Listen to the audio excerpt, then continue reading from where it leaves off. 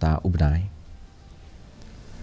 Khnang ban Khring ye ki pai ba ban Iashim Bynta Ryntih ka jing thap vote kham tam na Shillong parliamentary ka baju duna ki Nongthep vote adaya nujo bat katura constituency ka Tnad election ka la Pynlong da ki jat jing elek ka prepare kum ki jing elek ka football bat ru da ki program pen coach nong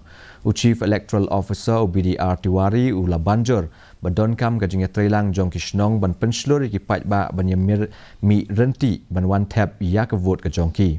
Ule tu ru ba ka jing penpoi ya ki electronic voting machine syaki jaka tap vote prepare kan sedang naduk la syai ka sngi kat ba ki nong trei bekhmi ya ki jaka tap vote kin sedang ban lej naduk ka khat nyau trek manta ubnai naga benta kan ni election la pen up ru saupo perton ki sipai CAPF naga benta ka jela bat ka Tnad election kadang pet perman halo ka jinglong jingman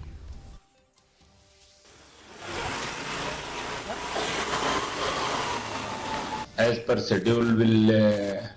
start by after tomorrow, so it will be also completed very soon.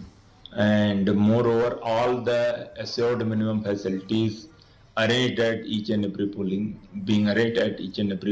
station, and wherever it is any gap is there, so temporary arrangement will be ensured before the poll. So for the P2, polling parties will start from 17. For this Lok Sabha election, we are getting 40 companies of CAPF for the state, and as per the deployment plan, they are being engaged in the different places.